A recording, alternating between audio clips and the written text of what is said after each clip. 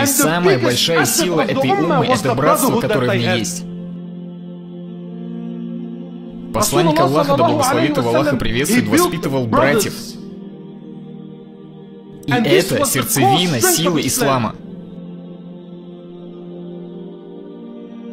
У ислама, мои братья, нет цвета. У него нет расы. У него нет нации. У ислама нет страны. В исламе нет ничего из этого. Ислам заявляет: «Ля иляха илляллах, Мухаммад Расулуллах». Вы братья, братья на всю жизнь. Вот что посланник Аллаха воспитывал в сахабах. Он не говорил: «Я из Мекки, а ты из Медины». Нет. И это сила этой уммы. И неверующие этот момент просекли. Как только ты уничтожишь единство этой уммы, все, ты уничтожил ислам. Мои братья, посланник Аллаха, да благословит его Аллах и приветствует, сказал: твой брат в имане, имеется в виду твой брат в ля иляха илляллах Мухаммад Расулуллах, дороже тебе, чем кто? Чем твой кровный брат. После битвы Бадр мусульмане взяли пленных. И Мус'аб ибн Умейр теперь мусульманин. А его брат не мусульманин, был на стороне противника. И брат Мус'аба ибн Умейра попал в плен. Смотрите, мои братья, это иллюстрирует, как сильно сахабы любили своих братьев в исламе. И вот после битвы при Бадре брат Мус'аба ибн Умейра был пленен. И потом,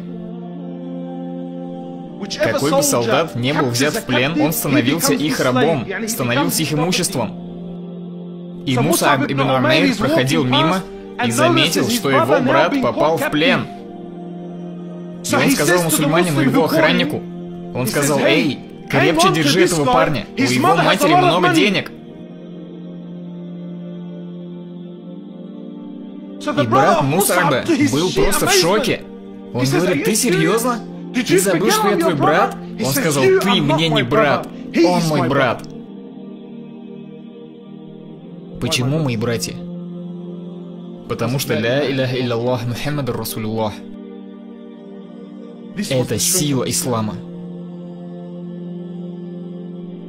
Мои братья, после одной из битв сахабы, это слово звучит круто и классно, но вы должны понимать, сахабы были как мы.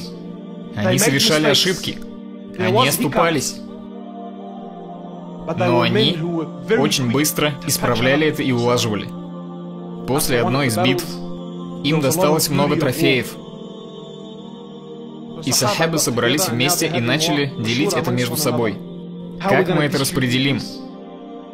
И каждый сподвижник высказывал свое мнение. И Абу Зар, который был арабом, чистокровным арабом, он сказал свое мнение. И потом Биляль, да будет доволен Всевышний Аллах, который был черным рабом. И в ответ на это Биляль сказал: Абу Зар, слушай, я не согласен с твоим мнением, я думаю, надо сделать вот так.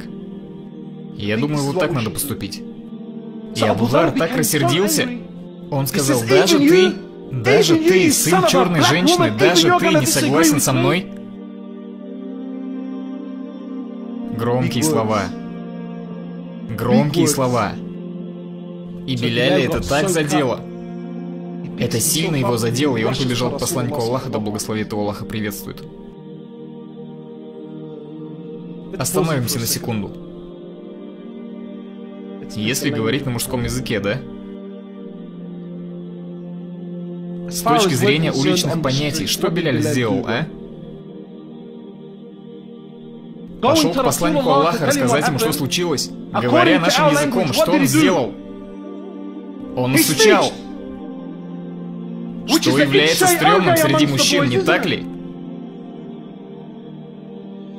Мои братья, у него не было недугов в сердце, которые у нас есть. У нас же как? Попробуй, кто насучи. Тебе это, брат, ближайшие 25 лет будет припоминать легко.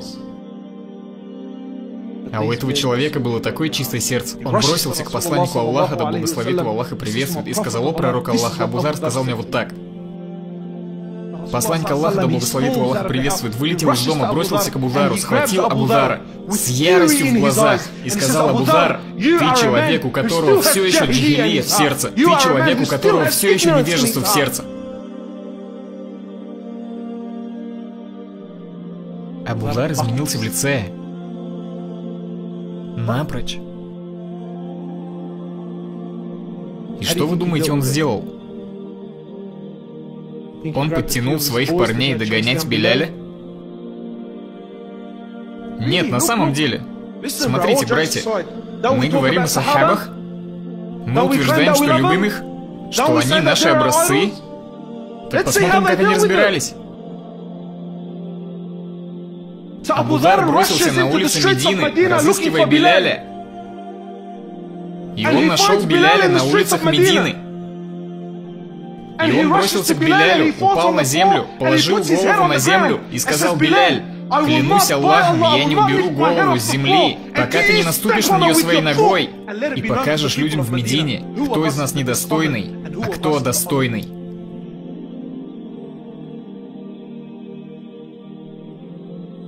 Что вы думаете, Биляль сделал? Идемте все сюда. Нет, нет, нет, снова и снова. Все, проехали, замяли, забыли. Он опустился на землю, поцеловал Абу Зара и сказал: «Я прощаю тебя ради Аллаха, брат». Все, проехали, забыли. Куда исчезла такая любовь, братья? Где теперь такая любовь? Мои братья, все, что у нас есть, это мы сами. Только мы есть друг у друга. А мы вместо любви к братьям что делаем? Возвращаясь в наши дни, все эти уличные войны, они, мы, наш район, ваш район, наши парни, ваши парни. Эта отрава уже перешла в нашу религию. Теперь это в религии.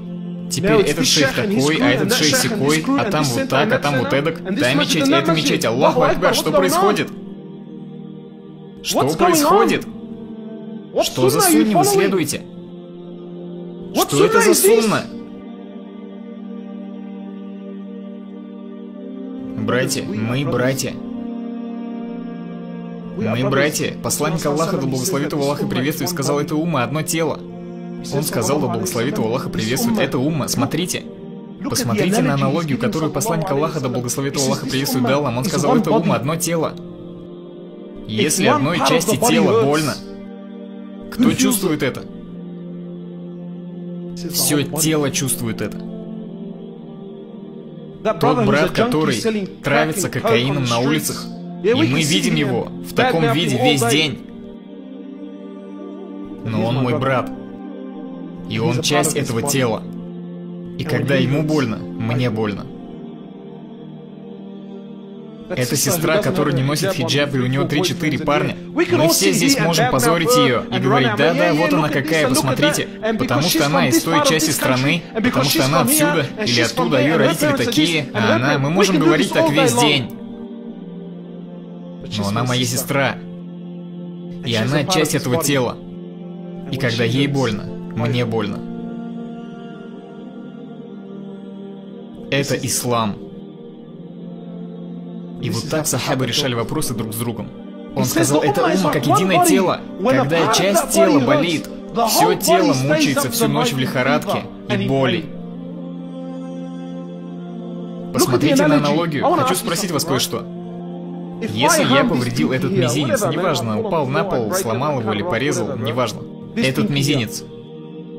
В чем логика, в чем справедливость того, что из-за этого пальца, да, эта рука не может спать ночью? Знаете почему? Потому что этот палец на этой кисти, а эта кисть на этой руке, а эта рука прикреплена к этому телу, и другие части также прикреплены к этому телу. Вот о чем посланник Аллаха, да благословит его Аллах и приветствует, говорил.